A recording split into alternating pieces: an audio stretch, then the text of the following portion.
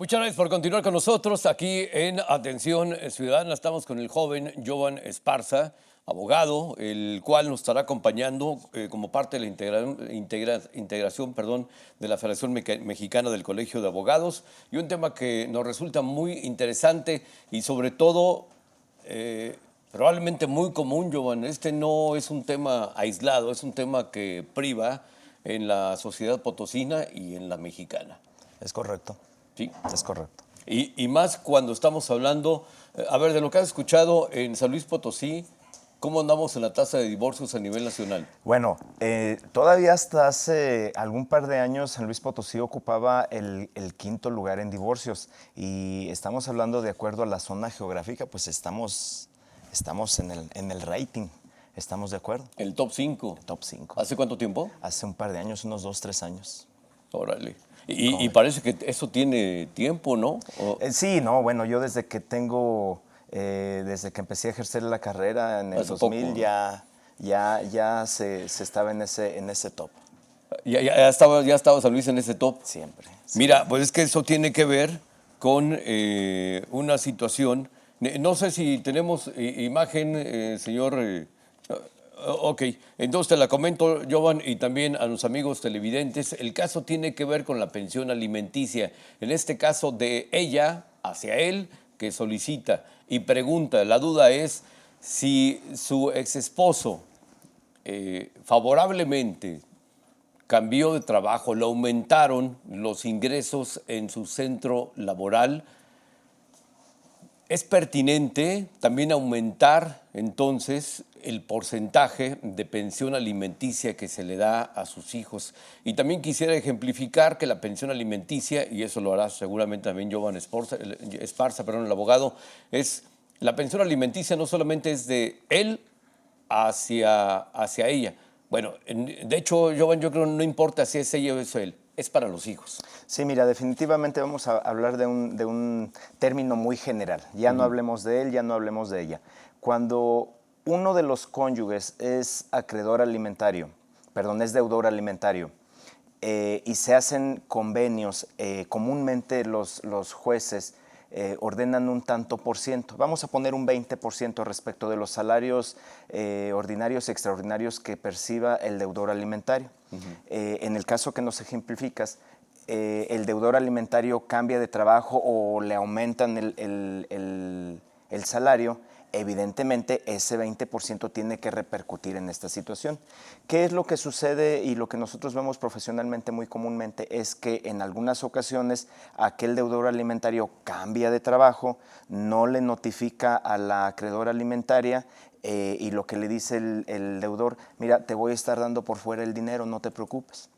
¿Estamos de acuerdo? Y la acreedora alimentaria se queda en ese presupuesto de que, pues bueno, me está dando mi dinero, quizás en diciembre le da un extraordinario y queda contento el acreedor alimentario. Sin embargo, vamos a pensar, como nos ha sucedido, pueden pasar 1, 2, 3, 4, 5 años y repentinamente se da cuenta la acreedora alimentaria que pues que ya cambió de trabajo, que ya no le ha aumentado, que ese porcentaje se mantiene igual que hace 5 años. Acude con nosotros giramos los oficios correspondientes, primeramente al Instituto Mexicano del Seguro Social, para que éste nos informe cuál es la nueva fuente laboral y el domicilio, y también con cuánta cantidad está registrado. Recordemos que la fuente patronal ante el Instituto Mexicano del Seguro Social comúnmente nos tiene con el mínimo. Estamos de acuerdo, pero ya en nómina real pues le dan ciertos incentivos.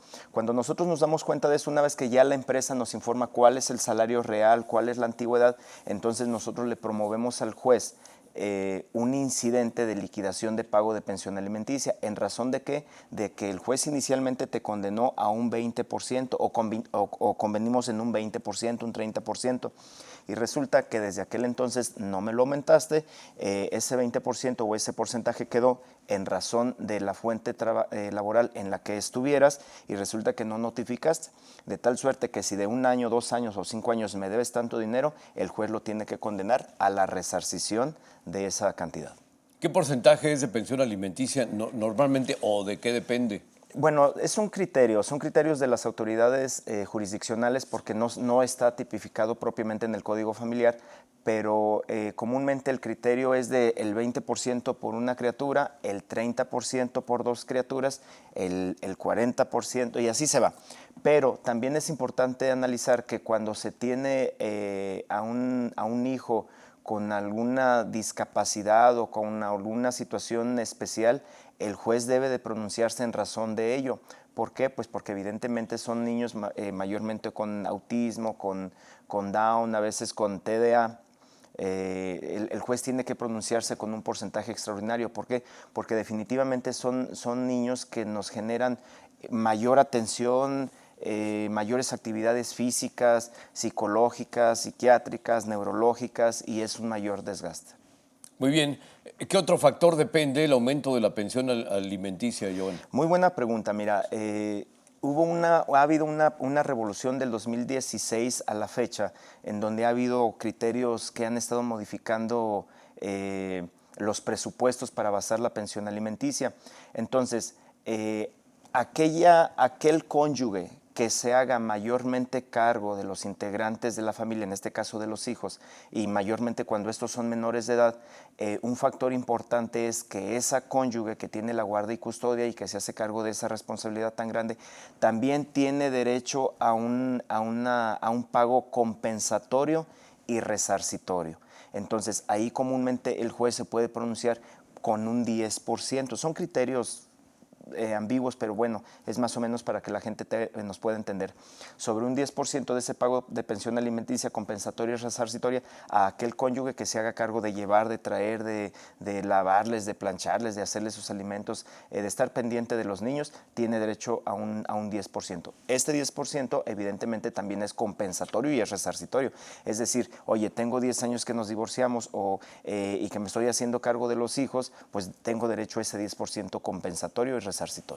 ¿Hasta qué año se emite la pensión alimenticia? Buen criterio, buena pregunta. Vamos a pensar que únicamente estuve recibiendo el pago de la pensión alimenticia por 25 años, que es lo que nos marca la ley. Ya nuestra criatura... 25 años de la criatura, como dices, ¿no? De la Bendy, es correcto. Ya. Entonces, la Bendy ya terminó su maestría, quizá está empezando su doctorado. El chiste es que a los 25 años se le corta el cordón con relación a la pensión alimenticia. Pero aquella persona que se hizo cargo de la Bendy durante todo este año, de acuerdo al criterio de la Corte, tiene derecho al pago compensatorio de esos 25 años. Así es como yo puedo entender el criterio de la Corte. ¿Quién es el obligado, y es en ese tema que estamos hablando de un aumento en los ingresos de él o de ella, el que emite la pensión alimenticia? ¿Quién es el obligado para señalar, hey, ya estoy ganando más, la empresa o el trabajador? Sí, buena pregunta también. Como ya dijimos, el juez giró un oficio a la empresa para que se le hiciera el descuento del tanto por ciento. De tal suerte que Recursos Humanos de aquella empresa está consciente de que el tanto por ciento va para la acreedora alimentaria. Conforme va aumentando el pago, Recursos Humanos le va haciendo esa deducción. Pero ¿qué es lo que sucede en el ejemplo que ya te comenté hace un momento cuando se cambia de la empresa y la acreedora alimentaria no está informada de ello? Entonces, evidentemente, el que tiene la obligación de hacerlo, de denunciarlo y de expresarlo, pues evidentemente es el deudor alimentario, cosa que a veces no hacen propiamente con el ánimo de soslayar ese derecho alimentario. Y si el proveedor, el trabajador muy vivillo hace que, no, pues no informo nada, la persona que recibe la pensión alimenticia tiene derecho a exigir un retroactivo. Sí, claro. Por el tiempo que se omitió. Es correcto, lo acabamos de mencionar, esto mediante una planilla de liquidación de pago de pensión alimenticia. Es decir, estuviste ganando, no sé, 1,000 pesos a la semana, pero resulta que en el otro nuevo trabajo ganas 1,500 y así me mantuviste durante un año, entonces se hace esa planilla de liquidación retroactiva al tiempo que dejó de dar. ¿Incluye también días de utilidades y aguinaldos o no? Todo. Bueno, el criterio de la Corte dice que son los derechos ordinarios y extraordinarios. Ándale. ¿Estamos de acuerdo? Horas extras. O sea, para que no salga con que nada más lo que me ingrese. Es correcto. Por eso aquí es importante que a veces en algunos juzgados se hace el convenio por pesos.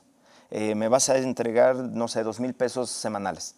Y en algunas otras ocasiones, que es lo que más se ocupa, es que el juez pone un porcentaje de acuerdo a los ingresos que perciba la parte deudora, es el porcentaje que se le va a rebajar. Son estos dos presupuestos. Muy bien. Hola, mi exnovio es el papá de mi bebé, pero no se ha querido hacer responsable, niega que sea suyo. Le he solicitado hacerse prueba de paternidad y se desentiende. ¿Puedo obligarle de alguna forma a hacerse la prueba? Ah, ese noviecillo tan loquillo, ¿verdad? Sí, hombre. Tal Sí, barrera. definitivamente sí. Mira, al final del día debemos de tomar en consideración que tienen que prevalecer los derechos fundamentales de los menores. De acuerdo, hombre y mujer, de acuerdo al cuarto constitucional, somos iguales ante la ley. Pero también ese cuarto constitucional en su párrafo 9 refiere que todas las autoridades en el ámbito de sus competencias tienen que privilegiar y garantizar el bien superior del menor. Entonces, si uno de los padres, o en este caso el padre, no quiere reconocer a la criatura porque dice que no es de él, pues bueno, se ocurre ante la autoridad jurisdiccional familiar a demandar el reconocimiento de paternidad. ¿Cuál es el protocolo? Se le corre traslado al demandado, tiene un término de 9 días para contestar la demanda y posteriormente se abre un juicio a prueba.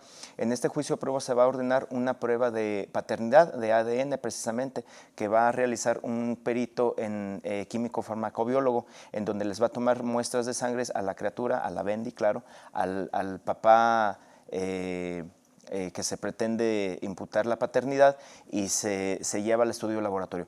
Aquí hay un criterio de la Corte en donde refiere que si aquel progenitor que se niega a que se le recabe dicha prueba, se le presumirá la paternidad. Entonces hay que tener conciencia de esta situación porque son pruebas un poco caras.